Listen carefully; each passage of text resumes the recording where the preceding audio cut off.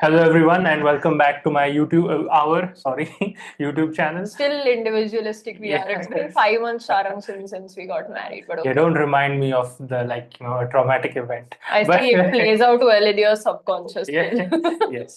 But this is a very important thing that I noticed something about Sharvari from the one of the first moments that I even started talking to Mm, her, and I honestly noticed this even when I interact with other Indians mm, that I'm a very individualistic person, mm, and this is actually a good comment that you made, and it is a good way to segue into mm. our video today. But before that, I just want to appreciate all our subscribers and all our viewers. Like, thank you so much for your feedback.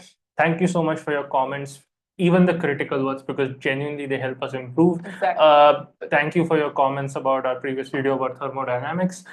Please, physicists and chemists and engineers, give me a feedback. I would love to learn more things and fill the lacunae in my knowledge.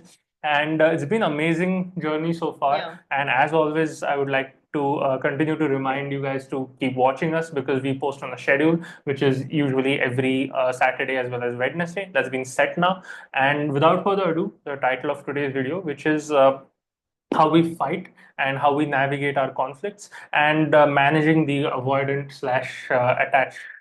What was that other word? So, we will come to attachment styles, but before that, Okay. before we actually start, I think it's time that we make this relationship public.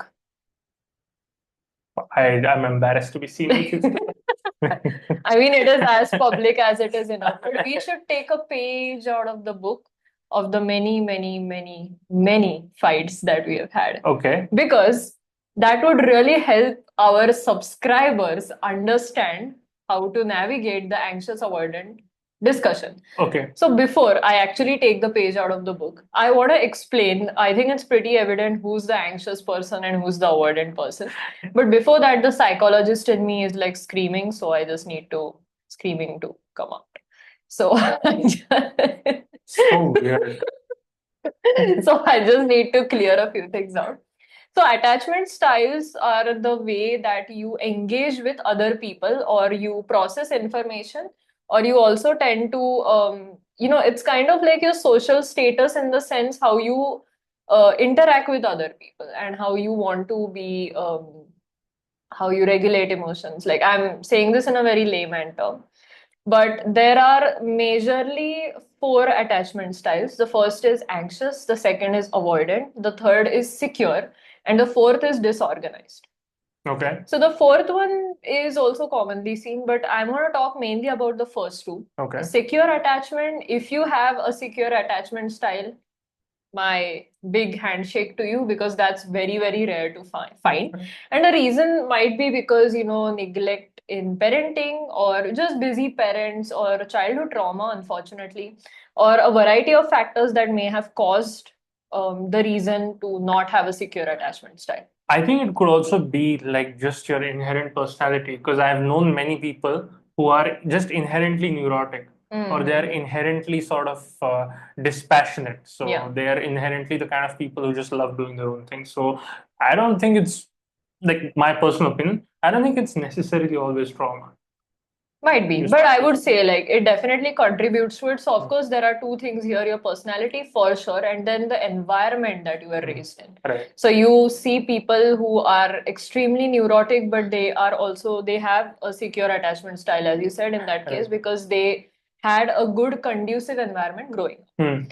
But navigating anxious and avoidant attachment styles here in this case. So I will first come to anxious people. Yes. Anxious people tend to seek reassurance a lot. Like it will make it will make life miserable for you because you're always afraid that the person in front of you is going to abandon you or either reject you, which they're definitely not doing. But your brain kind of, can't process that.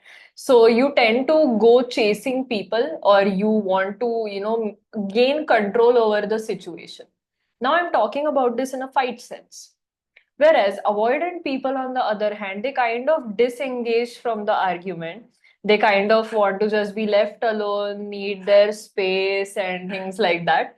So that is what avoidance are, seen as. But before we start, I will take a as I said, a page out of our fight book, as I hypothetically call it. There, no such book exists. So I have not made one. Women keeping records.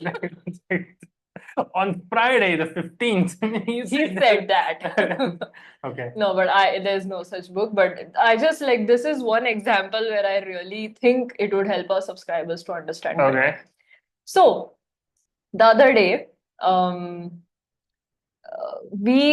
think we argued on space. Yeah.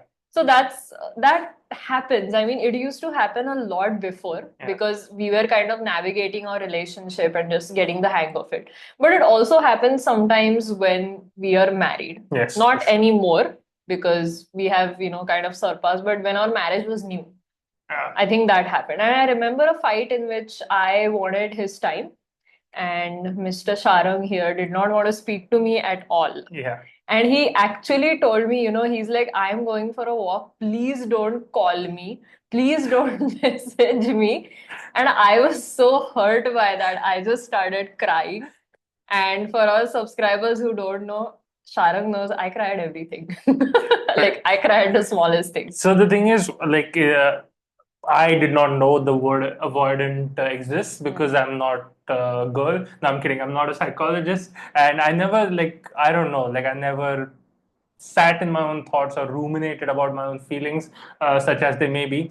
I just knew that whenever I start arguing, I can argue with someone up to a point. I really don't like to shout at people because it's just exhausting. And the way I deal with conflict, especially when it comes to women, is because, like, temperamentally, right? I'm a very like an aggressive person, and I obviously, when it comes to dealing with a woman, you cannot bring that energy into that space because obviously it can lead to all kinds of really bad problems. So you have to engage with a woman in a reasonably calm tone because the consequences of anyone, a man or woman, getting angry in a fight and losing their temper are bad. But because men are inherently stronger, inherently more capable of aggression, the consequences of a man losing his temper in a fight are more severe, I would say, on average, than that of a woman. Yeah. So because of that, whenever I feel overwhelmed, like essentially I'm someone who gets overwhelmed by emotions, and whenever I feel overwhelmed by emotions, I just want to disconnect. So it's sort of like an escape mechanism almost, where I just want to be left alone for a few hours because that helps me calm down, and it also helps me organize my thoughts. And I've noticed that sometimes, like, we had fights and we would just be locked in an endless argument where we wouldn't be getting anywhere because no one was trying to get at the truth, no one was trying to actually solve the issue. It was just two very emotional people just lost in their own emotions. So I find personally, for me, when I'm away from this chaos, I can calm down, I can reorganize my thoughts, and I can actually, in that space where I come to sort of a clear understanding that, God damn it, she was actually right on that one. Or Which I am most of the time. or like, I was right about this. And then when I come back after 1 hour or whatever, 2 hours, 3 hours, I'm a much better person in the sense that I can fairly look at the argument and be like, okay, point one and two, I'm right, you're wrong. But point three and four, you are actually right and I'm wrong. And this is how I feel that we should have a middle ground or whatever. In that moment, I'm not able to think. And I just need that space to think. And that's why I go away because it just won't do anything. And the thing is, second tendency which I have is to shut down.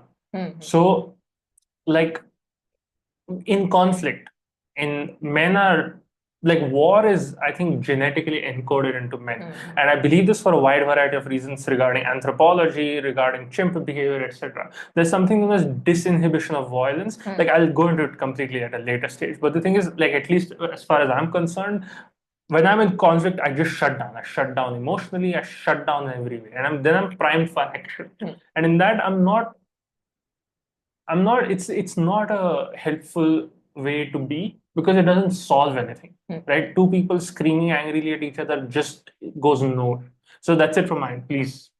I think he explained it very beautifully, like what goes inside the head of an avoidant person. Like, I will never be able to relate because I myself have an anxious attachment style. So, this may have different reasons. I'm an only child, maybe like I was with my parents a lot, maybe I lived with them for most part.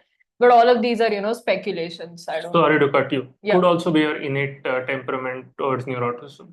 Exactly. So I am a highly neurotic person. For those who don't know what neuroticism is, since this is a classic psychological term, neuroticism is the ability to process and I think regulate negative emotions. I think it's a tendency to feel negative emotions, right? I will check with Mr. McRae and Costa. Okay. The five-factor model. Correct. So I'll just recheck on that, but I think what I said was right. Maybe psychology students in the subscribers, you can correct me if I'm wrong. Can I add it in the description? Definitely, definitely. So, what goes inside? So, like, we are in this full heated, blown argument, and what goes inside my head are just thoughts, like, they're just screaming, like, he's abandoning me and he's rejecting me in all different forms, which he's not. I mean, he's right there.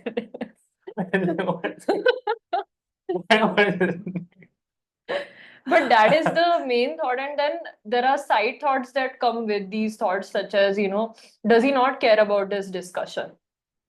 Does he not want to engage in this argument? Does he think I'm not good enough to have this discussion? So all of these are thoughts inside the head of the anxious person. And when you want to desperately solve something, or you feel like you're being abandoned or rejected, you tend to chase after it more. That is human psychology, which is problematic in the long run. And it was like about very recently when I realized this is not going to work. Because what happens is the more I try to chase him during a fight, the more he's gonna go away. So, what comes to solving the issue is not actually going to get solved. It's just two people, like one running away and one chasing after the other. So, that's like not helping anyone, in my opinion. And Exactly. for my part, what I realized was like if I'm like it helps to explain why you're doing, especially for someone like her tendency, because people like me just tend to act right in that like your first instinct is to just walk away or move to give distance. But when you explain, okay, this is why I'm doing this is why I'm doing this. So in fact, today we had a discussion where I was giving her like 10 different ideas and she was confused by them. And I said, the same way you share your feelings, I wish to share my thoughts. And I think this kind of explanation goes a long way because both of us are coming from two very different perspectives. Exactly. And because our innate assumptions about the world are quite different, because our innate personalities are different, our sexes are opposite, and our natural tendencies. So for my part, like that's what I try to do. And I think this is something you learn slowly with time. Exactly, because like navigating a marriage is not easy. I mean, I can say this with confidence now because I've been in it for 5 months. Plus, I also dated him before that. So there was also the relationship dynamic that was at play. But a different thing, like I would say here, is we were dating indeed, yeah, but we did not live in the same house. So when we are married now, we're living in the same space. Now we actually understand each other better and can see these small things. So in my case, that is what goes in my head. So what I realized and what I have to rectify is that instead of chasing after him to solve the argument, I should actually grant him that space, and that will help him come back to me. So like the more space I give him, it's like a math equation. The more space I give him, the turnaround time is faster. So that's literally what works and has worked every single time. And I think I've let a trade secret out here, but it is true. And we recently had like another small argument, like which married couple doesn't argue? They all do. And I, of course, went on my whole thing of feeling those anxious attachment emotions. And then I was like, do you care about anything, Sharang? Sharang's like, what did you say? I don't remember. I literally don't remember. I barely remember this conversation. He said something on the lines of, yeah, just give me a while. And then it registered in my head, okay, that's his need right now, and I should address that. And then I went and did my own thing, which was pretty much cried in my pillow because I cried everything. TMI, I mean, every girl does it. Come Okay. on. But I felt very bad. But the more space I gave him, I observed that the turnaround time was faster. And I think this whole fight, whatever it was wrapped up in like 15-20 minutes. Yeah, I mean, it was, now looking back at it, it was very dumb. That's true. Because you started it. Yeah, that's it. Let's not make another episode here of fighting because we decided to just have one page out of the book, not the entire book. But so yeah, guys, so this is the anxious avoidant attachment difference, and this is very commonly seen. I mean, it's a big problem in navigating relationship conflict out there, and I think people don't realize this. You're still navigating with somebody new, or even if you're with a person for many years, you still haven't mastered this technique. So I think I would recommend that you make light of this video and think about it and maybe try to implement it. Who knows? Yeah, and I think at the end we should just go on with like what are the relationship combinations, right? Yeah. So when two like people who are like attachment oriented, as she said, pair up, I don't think it's that big an issue because both of them are very touchy-feely and need each other's constant validation. Two avoidant people will just be like in their parallel lanes, interact, then go back to their parallel lives, sort of thing. Like no judgment here. Everyone's free to live their lives their own way. What was the other one? Well, if you're in a secure attachment, then pretty much you don't need to. You're fine as you are.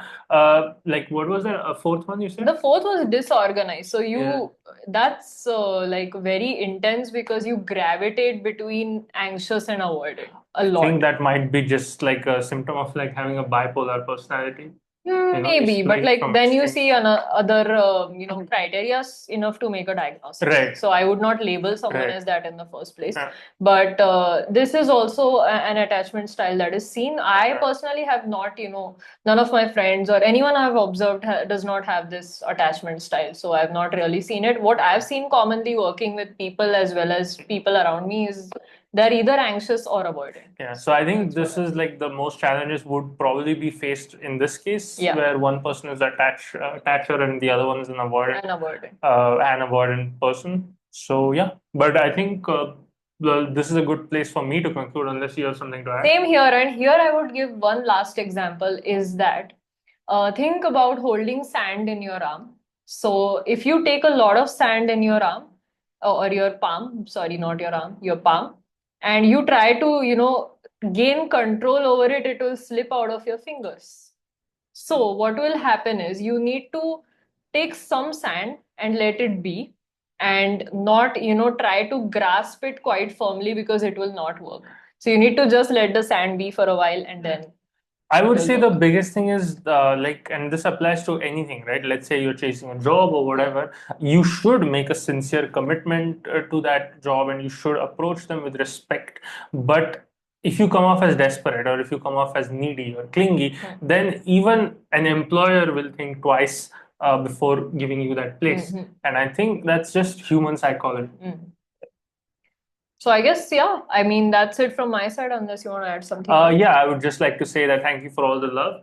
Continue to like, share, and subscribe because we have observed that most of the people who watch our videos do not subscribe to us. So please, please, please press the bell icon, like our videos, share our videos, and keep subscribing to them. And thank you and have a good day. Thank you, guys. Bye.